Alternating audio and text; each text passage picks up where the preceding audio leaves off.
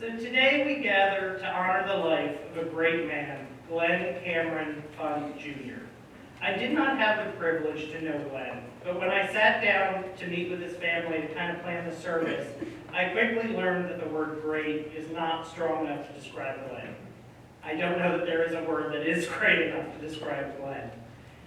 In the hour I spent with Deb, Zach, Eric, and Sandy, it was clear that Glenn touched the lives of everyone he met. Glenn was not only a salesman, printing entrepreneur, and Navy veteran, but he was more importantly a devoted husband, father, brother, and pappy. After hearing the countless stories and adventures that everyone shared with me about him, it became apparent that creating a service for Glenn was going to be a monumental feat. How do you take 72 years of a life well lived and capture the many highlights in just a few paragraphs? Luckily, I think we trimmed it down to like 3 hours, so restrooms are in the back. If you need water, let us know. Glenn was a United States Navy veteran, and it is because of veterans like Glenn that we continue to have the freedoms that we take for granted today. I was told by his family that he was never deployed to Vietnam, but his brother Ken, his best friend, was. The military, I learned, will not deploy, thanks to Eric, I learned that the military will not deploy more than one immediate family member at a time, which is why Ken, who was older, was deployed first. Glenn's exposure to the military began at a young age. His father was in the Navy, so if he was going to join the military, there was no question of what branch it was going to be. He and his brothers, you may have noticed in the slideshows, were also both in the Sea Cadets, which just further confirmed that they were going to be in the Navy in the future. On December 22nd, 1970, in Harrisburg, Glenn enlisted in the Navy and served until December 4th, 1973, when he received his honorable discharge. Glenn served as an LI-2, which I had to Google because I'll be honest, I'm not familiar with Navy terms, but that refers to a lithographer. And for anyone that doesn't know what a lithographer was, which I did not, it's somebody that replicates media using digital and lithographic methods and desktop publishing tools. Today I don't think that exists, but it did at the time. The ship he served on was the USS Cascade, which was a destroyer tender whose motto was, "We serve." Now, as I read more and more about the ship's history, it became evident to me that there was no better ship for Glenn to serve on. Firstly, it was the only ship of its kind, and after hearing some of the stories that the family told me, I think it's safe to say that Glenn was one of a kind. The other characteristic that stood out to me that it was a support ship, meaning that its job was to help others. Glenn was always there to help his family and friends. If his wife or kids, especially his grandkids, needed something, he would be there for him. So you may say his personal motto could have been, "I serve," regarding to those that Glenn held close. When I meet with families, the first thing I ask for them to do is describe their loved one with some adjectives. The first word out of everyone's mouth was family-oriented. Everyone here today knows that family was the most important thing to Glenn. In 1973, it was a crucial year for Glenn, not only because he was discharged, but because he married the love of his life, Deb. On November 8, 1973, Glenn and Deb were married. Yesterday, they would have celebrated their 50th anniversary. 50 years with someone is a tremendous feat, and I am sure they loved one another today as much as they did when they were first married 50 years ago. As I listened to everything the family was saying, I realized the one constant in Glenn's life was that Deb was there beside him in whatever he pursued. Eric, Zach, and Sandy all agreed that they were the picture-perfect couple. When I asked how they met, Deb just smiled at me. She told me that his brother had set him up on a blind date, but that Glenn wasn't really about that, so he didn't really want to go. Well, luckily he did, and I would say it went well, so 50 years and 2 kids later, I would say that it worked out. So they were high school sweethearts. They went on to have 2 sons, Eric and Zach, who I know he was immensely proud of. He was always there for them and taught them many lessons.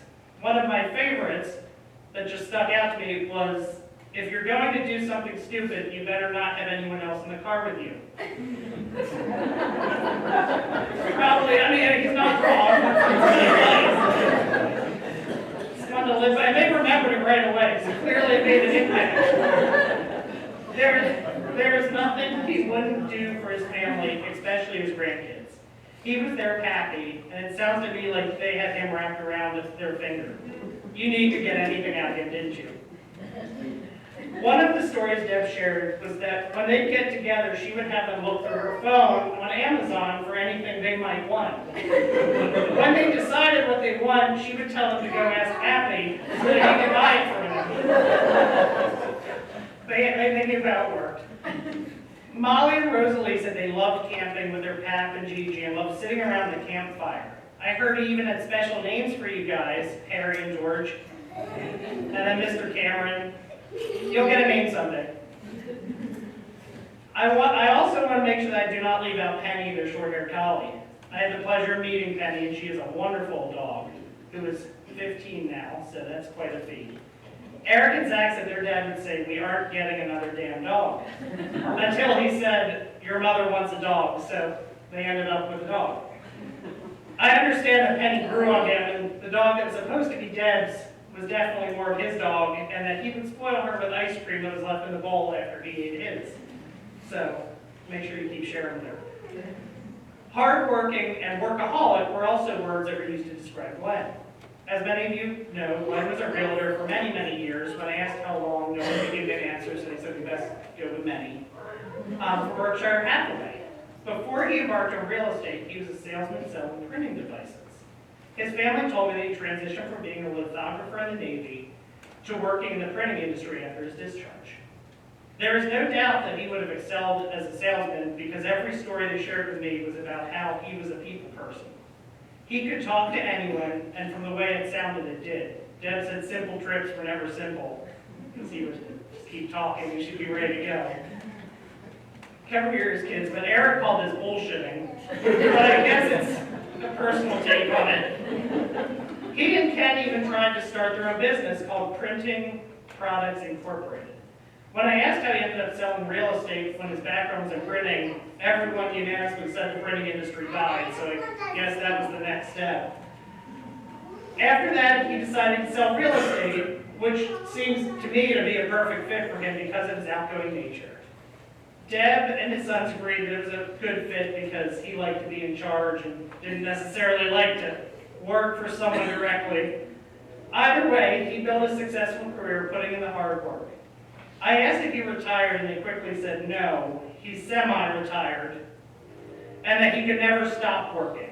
This may be in part, they said, to having to pay for his grandkids' Amazon addictions. Sandy mentioned that he always tried to teach his family sales tactics. He told them that everything is life in sales, and I guess he's not wrong, but he would give them pointers on whether they could improve or what they needed to learn.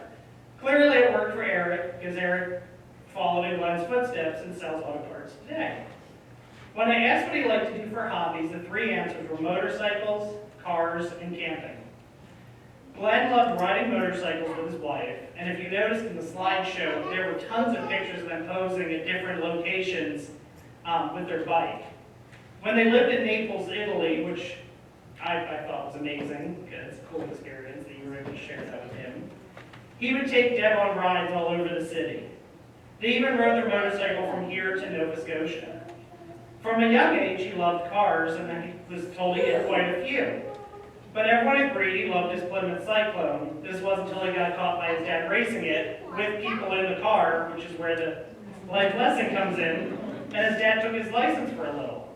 Unfortunately, Deb and he had a date planned, so Deb had to drive to the drive-in, but he made her switch seats so that people thought that he drove in, saying that he was driving. So Deb quickly got used to him being the one to drive because A, he loved driving because of his sales, and B, because she said he was a control freak in a loving way and did not travel as a passenger well. Sandy seemed to indicate this was a family trait that Zach got, that she got, because their father was a truck driver who was not exactly the most patient teacher. So when he retired from motorcycle riding, he and his wife rode around a Mazda Miata instead, which he enjoyed taking all over. Glenn loved to take his family camping, and they would commonly camp in Gettysburg. But they also visited several national parks that they were telling me about.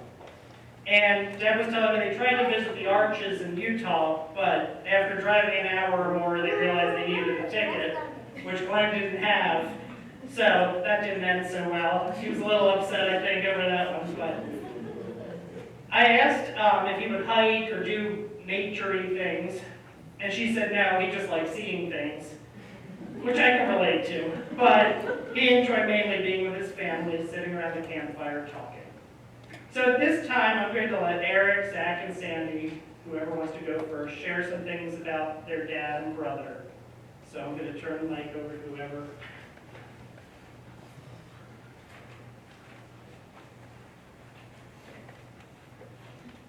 Tough act to play.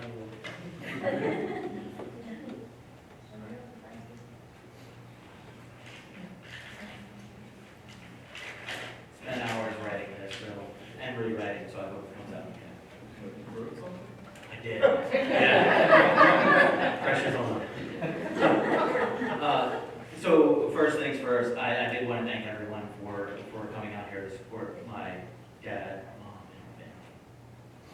I'm Glenn's son, Zach. I'm not a public speaker.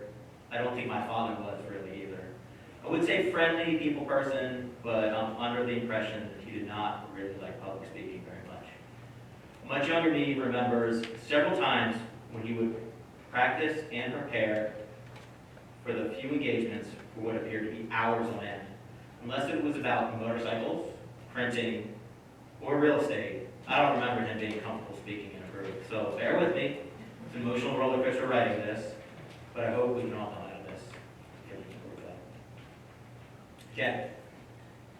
As I comb through these photos from your past in an effort to showcase your life, talents, and hobbies, there are a few things that stick out. There are many versions of you that I haven't met until this week.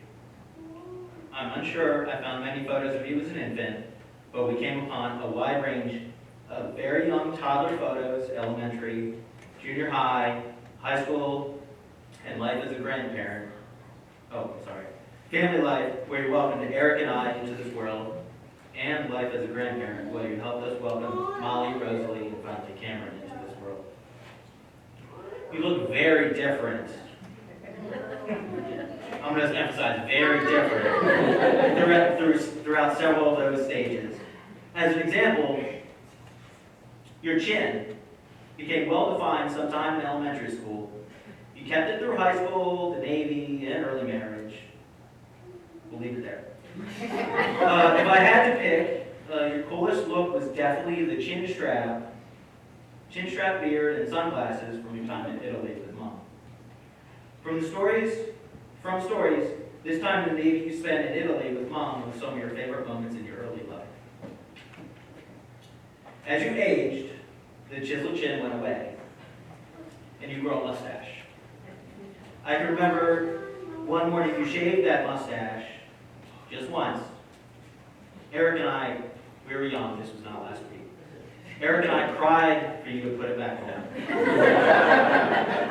And you've kept it ever since. Since Eric and I came along, the photos shifted from you being behind the camera to you being behind the camera, with few exceptions. I paged through several books of family vacation photos without any luck finding one of you. And then there it was. From the Florida photo book, I found a photo labeled, "They Finally Got Me." It was this goofy photo of just you at Busch Gardens in Tampa with a camera case around your neck. I felt like I had struck oil. Later, my wife Sarah performed a second review of the photos to make sure I didn't include anything duplicated, silly, or embarrassing. She said it was simply okay. But she was right.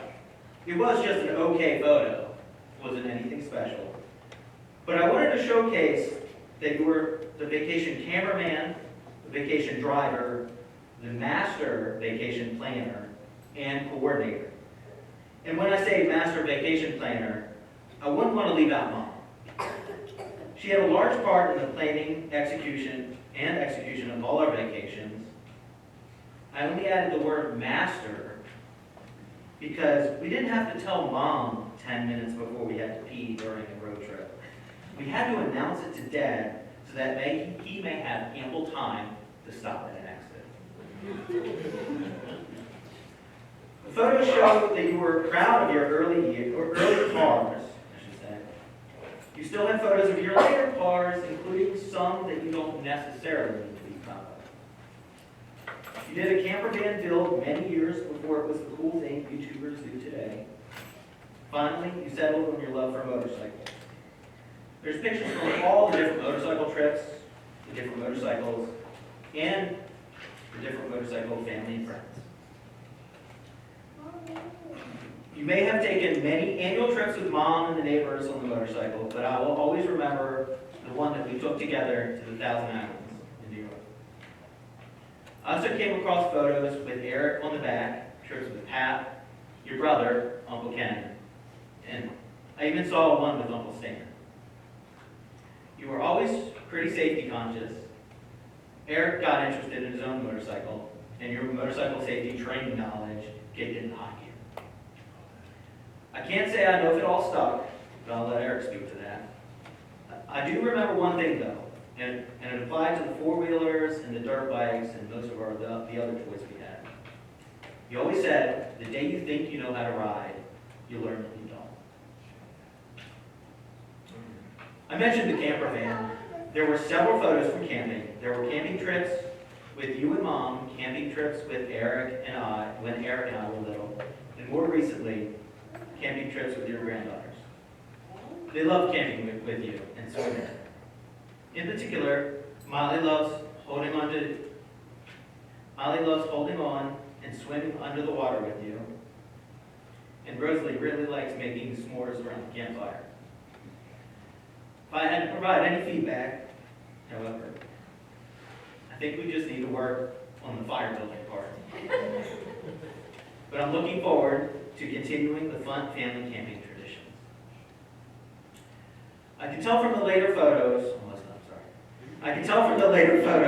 with Molly, Rosalie, Cameron, that you really enjoyed it and you were really proud to be a grandparent. Wanted to let you know that you taught me so much about parenting. I've been using the saying, the bus is leaving, every chance I can. There was one instance where I even started backing out of the driveway without the kids in the car. I can't say it made any change in their urgency to get their shoes on and get in the van. So I might just put that one in my back pocket for when they're older. Also, I remember an incident when Eric and I were fighting, and we fought a lot. But in this particular incident, you told us to face one another and hit each other. Go ahead and hit each other.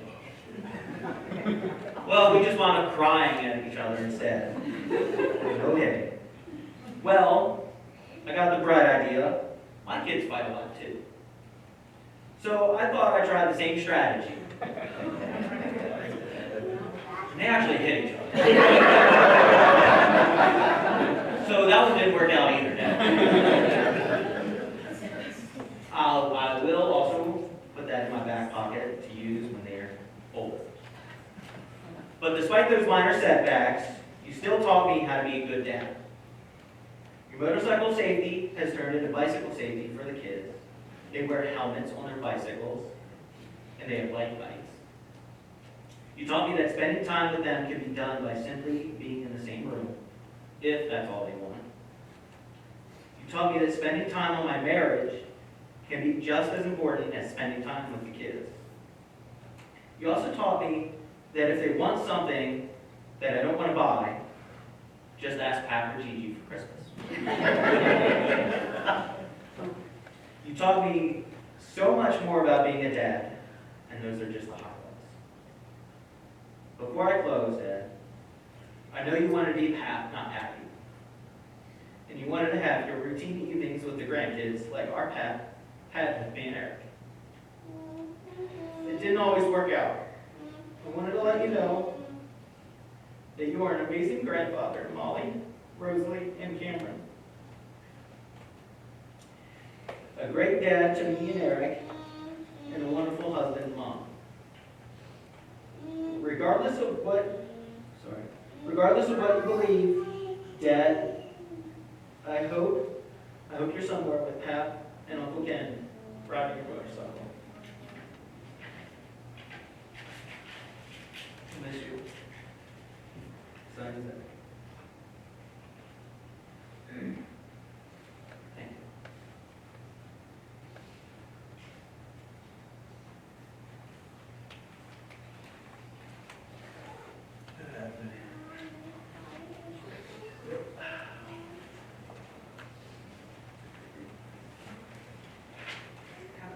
How facts to follow. I thought I was the one to make him cry, so I said, you need to go first. So many stories that we all have, right? My story will be much shorter. And I apologize, I'm the public speaker, but I've got to have the paper today because it's not that easy, right? Because today is hard.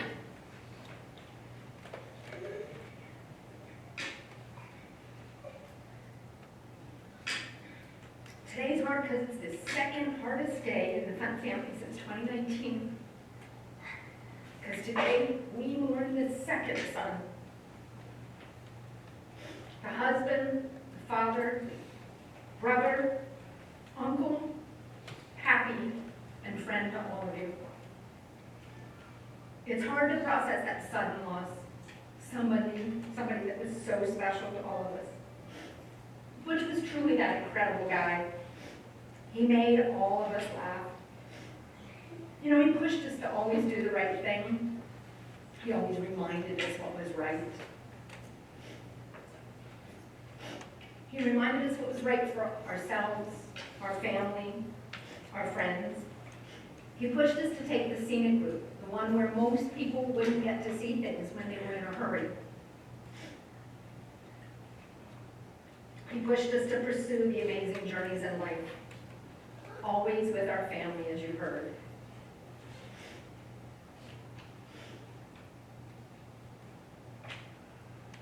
He taught us about real estate, guided us very patiently to our first, second, third, our kids, houses, all of them, right? And so many of you already know that because you're here because you were part of that life. He was there for our family whenever we needed him. Just a phone call away, to lend an ear, to be a voice of reason, to make us giggle, or just to chat, which we did all the time. Sometimes he'd even make us cry a little bit, and not just here today. I was the youngest of the family. I cried a lot because of my brothers. Ken would always beat my head against the archway as a little kid, call me a name out the door for my friends to always hear, and Butch would always be there to take care of me. And still, even to the end, he would do that. The best for the stories he always told, and goodness knows he always had stories. He always said we should write a book, and excuse me, but because it was always our family stories. And he would always say, you can't make this shit up. And he was right, because we have lots of stories. And while we won't share them today, many of you know those stories. And we're going to write that book someday about all those things. That was really his favorite saying for us. You know, but Butch knew those stories were family stories. But, you know, this wasn't just about family. This was this humor he shared with everybody. He was goofy. He did this hand-waving thing all the time to all of us. And, of course, his love for life with everyone he met. He never wavered, and he was our rock. He was the middle child, the calm one. And there's big differences between the three of us. And And he was the guy that always got us through everything. He took care of us all whenever anything bad happened. He never let us down. And so now we can't let him down. We need to be a rock for Butch. He would want us all to take care of the special people in his life. So I will ask you to remember Debbie, the love of his life, Eric and Zachary, his two favorite sons, Rosalie, Molly, and Cameron, the little ones who made him happy. Not just today or next week after the service, but on a boring Thursday, check in with Debbie, check in with them, send them a hug, text them, call them. Be like Butch. Always be there. Let's honor him today. Thank you, everyone, for coming.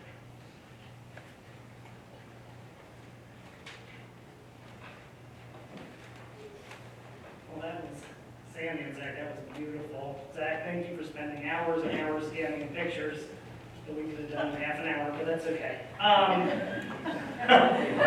Zach spent, God bless Zach, he spent hours trying to figure out his printer to scan the pictures in. And I told him we had a batch scanner, and he was a little bitter about that. You're still saying you're okay. As this portion of the service comes to an end, I hope you learn two things from Glenn's life.